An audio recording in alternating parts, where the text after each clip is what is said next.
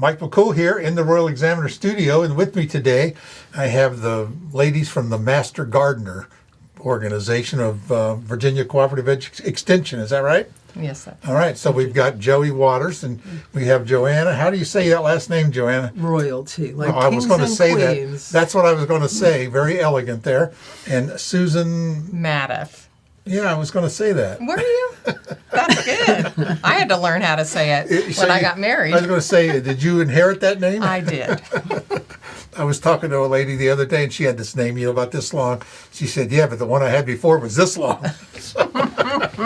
So today we're going to talk about, several things that the Extension provides for our community, but we're going to primarily talk about the Master Gardeners course that's coming up, again, in Warren County. Joey, you told me earlier when we were talking about at the Resource Center talk that this thing comes around. It's shared by the counties.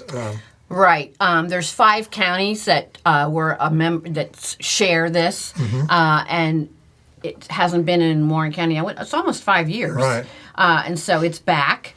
It's going to be held at the community center, and in the evening, 5:45 it starts. So that helps people who work to join us, and we're hoping that a lot of people from Warren County will take advantage of it this year. Well, I've heard different people talk about the course, and they say it's a big deal. It's great. I mean, I learned so much about it. I told them to go away with a green thumb. That's right. Some of them not too green, light green maybe. Right. But it's a lot of fun digging in the dirt, just kind of like, it's like a very calming thing, isn't it? Of course. Well, you love it? Are you a gardener? I am a gardener. I must confess that I'm from the class of 2022, but when I joined the Master Gardener class, I was not an expert gardener at all. Right. I really was just an enthusiast, I guess. And I was thinking, how can I become better? And that's how I looked up the class. I joined the class. And then I learned, wow, there's an extension to this, because I learned, and then I give back to the community by teaching, and those in the community. And I made great new friends, people who share that same passion. You're going to say when you share a like interest. Yeah. Now, I don't know if people realize this Virginia Cooperative Extension is part of Virginia Tech. Is that correct? It is, and in our community, I'm often amazed that it's one of the best kept secrets. Right. People do not realize the impact and the reach that we have. We're here today talking about Master Gardeners and the class that's coming up, but there are so many more things that some of us have experienced already. If you have a child, maybe they've participated in 4-H. That's one of our programs. We've got financial workshops for people who may be struggling. We reach out to underserved communities to help them. Family and consumer sciences, we work with the health system. We're about teaching people how to make right choices for their health. So, yes, we're part of Virginia Tech. We're part of this partnership with the 2 land-grant universities. And our goal is to share knowledge out in the community that at the end of the day impacts your well-being, makes you a better, healthier person, happier, etc. And one of the reasons we do that is with Master Gardeners. And I will share with you that I didn't know much about Extension when I first moved here from New York. I just thought, they went to the fair, and they judged the animals. It was 4-H. Yeah. And it was only during COVID when I became a Master Gardener, because I was bored out of my mind sitting at home. So we took a class, and that was the COVID class. We did a lot of it remotely. That not only did I learn how to be a good gardener, but my motivation was getting back out into the community, making a difference through horticulture. And doing that, I learned about this great resource, Cooperative Extension. So here I am talking to you now as an employee. I'm still a Master Gardener, but I'm an employee helping us to achieve our goals of improving the well-being. What kind of things are we going to learn in this class? Let's say I want to have an interest in gardening and flowers and vegetables. I mean, so it's all sorts of things that grow in the dirt. Is that right? Right. Well, Not just pretty flowers. Right, exactly. But you're going to learn some of the very basics of botany and parts of plants and how they grow and seed production, propagation, soil science. And we bring in a lot of guest speakers who are experts on native plants, the lawn care industry, composting.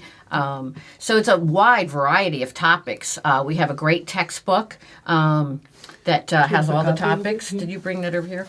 It's not at the table. Okay. But it's full of information. And so there's guest speakers, there's sharing their knowledge, there's readings to do, projects to work on, just great camaraderie. Right. It's always great too. Like-minded people get together, right? And all of a sudden the energy comes out. Doesn't you have a lot of synergy there? You're right though. There's a lot of things, of course, that have been passed down from, mama to daughter and father to son, etc. They just learned, farmers and about different plants. Put this in the soil if your plant does this and do that, and then you come back and you realize there's a scientific reason of the nutrients we're missing from the soil. I noticed I said something about my grass and my lawn. Oh, just dump lime on it, Yeah. Well, that's what it needed. I mean, I didn't know why, but all of a sudden I did, and now I got to cut it every week, You brought up an important point, though. All of the information that we share out in the community is research-based knowledge that we have gained. So we're not about sharing Aunt Sally's best recipe for how to grow tomatoes. Only if it's only if you have research. Research-based.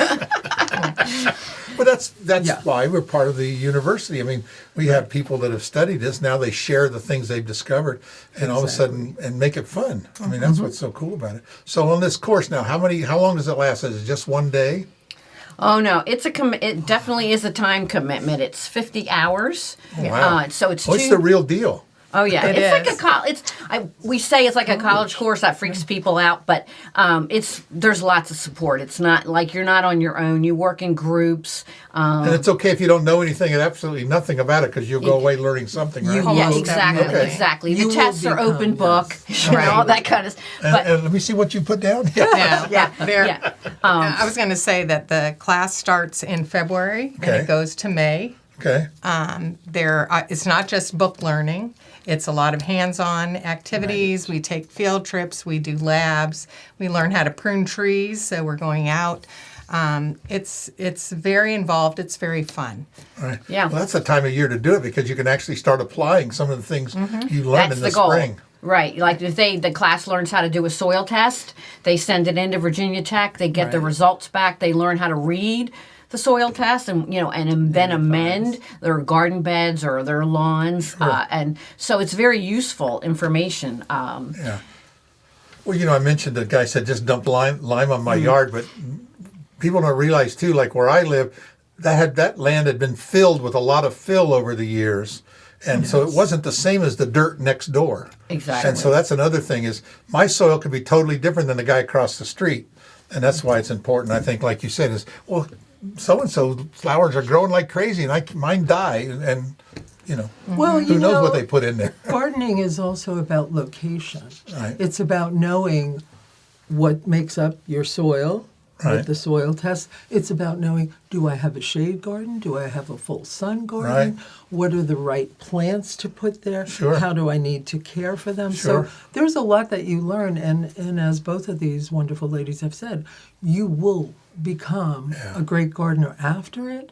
But what we're interested in is that you become a great community force. Sure. That you're out there sharing what you know Right. to make other lives better. And when you get a little success out of it, it makes you really feel good, doesn't it? Yeah. Yes, it does. I know.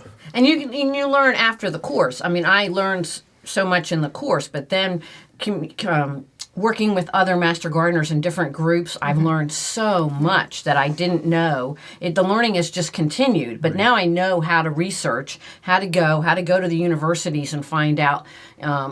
My new love is working with houseplants, and I knew a little, just enough to be dangerous, but I didn't know, all the details. And now I know a tremendous amount from working with them, researching, talking to other people, trying things.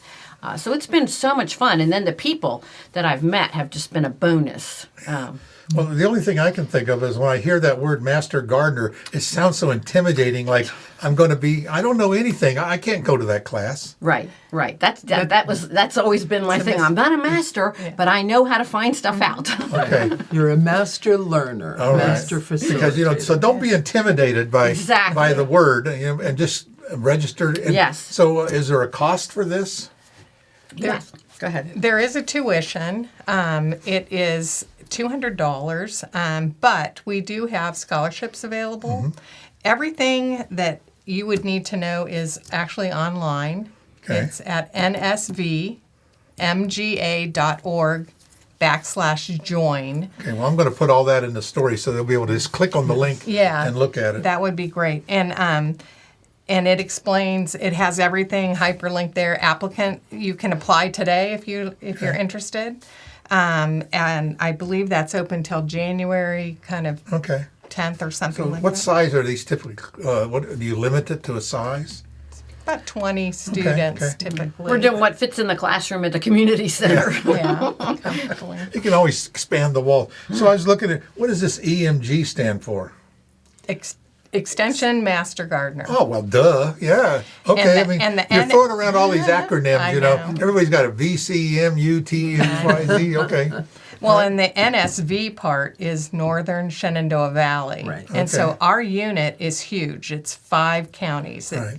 From Page, Shenandoah, Warren County, Frederick, and Clark. So it's a large, It's a very large agricultural Yes. community there. So that'd be Yes, one great. of So the you will top in meet the all state. sorts of people from all of these 5 counties will come Yes. together, not just people from Warren County. right, So exactly. they need to, like, if you're interested, you got to sign up early, right? Don't wait because the It is class will yes. fill up. And it is a competitive process. I Right. mean, we take this seriously. We are going to invest in you, and you'll come to an interview Right. and share with us why. Sure. Why do you Yeah. want to do that? Yeah. How are you going to use what you learn out in the Right. community? It's more than just paying your $200. Right. That's right. We want results. Yeah, that's great. It sounds like a lot of fun. It is a lot of fun. Yeah, is. it's been, and the Warren County group has grown over the last couple of years with new members from the classes and new folks that have moved into the community and joined us, and we just have a ball. Yeah, digging in the dirt. Yeah. Yeah. It's very relaxing.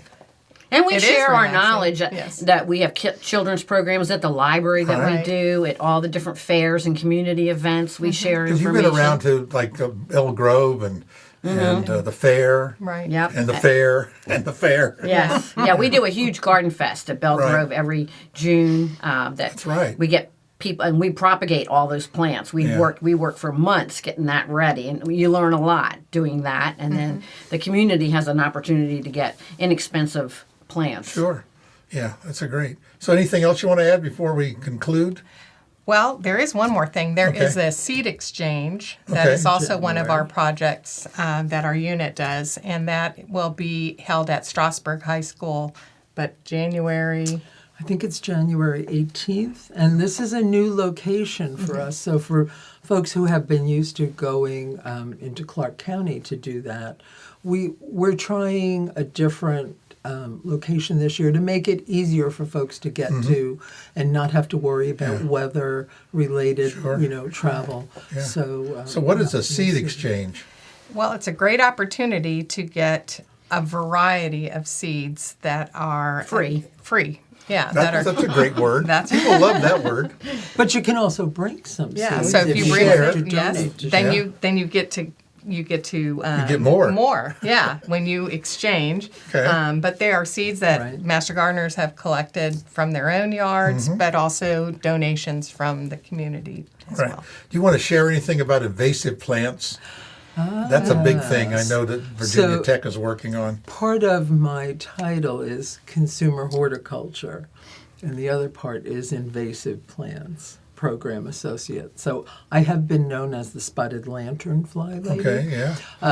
But we, that is important. Invasive plants have a huge impact on what we can grow, what we can eat. Right. So there is a lot of research that continues to happen. And we try to provide the best possible knowledge for folks to manage invasives where they are, whether they're plants, insects, etc. Sure. There are a lot of people who say, "Oh my gosh, spongy moth, spotted lanternfly, I can't live in this area anymore." Yes, you can. Yeah. We can help you manage it, but there are no, instant solutions Right. where you're going to totally eliminate it, never to be seen again. But we can all work together to manage. We need to be aware of it so we don't make it worse. Exactly. Right, and that's like with the invasives, like the whole idea of plant this, not that, or something that would do the same thing that you want it to do, but not spread. And people don't realize that the birds eat the berries and then they spread them everywhere. Right. And so it spreads Yes. whether you did anything or not. The animals help us, but I remember they brought was it kudzu or whatever they Oh call yes, it? we thought that goodness. was going Yeah. to They be. thought that was going to be the end all of helping to control stuff, and Yeah. it did, but it also did more. Yeah. Now the big thing I know in this town, we don't realize it, but bamboo. Oh, my and goodness, once yeah. that takes hold, it's almost impossible to get rid of. That's true. Well, and another one that a lot of people love in this region, and I'm amazed that it is actually still being sold, is English ivy. When I didn't know much about gardening, that was one of the plants I could grow. Right. It 'Cause it grew grows under my everywhere. trees. It didn't- It grew in the shade. It grew in the sun. I was so happy. I felt Yeah. so Well, successful. I got a green thumb, right? And then you learn that English ivy is so bad for the trees. It literally strangles them. Yeah. So now I spend a lot of my time ripping up the Yeah. English ivy Yeah. that I mistakenly planted. When we grew up as a kid in Arizona, everybody that moved out there brought their plants with them, and all of a sudden the humidity level goes up, the pollen level goes up, and I try to explain to the kid, like back here we have airborne pollens. You go out west, they have fur-borne pollens, Yeah.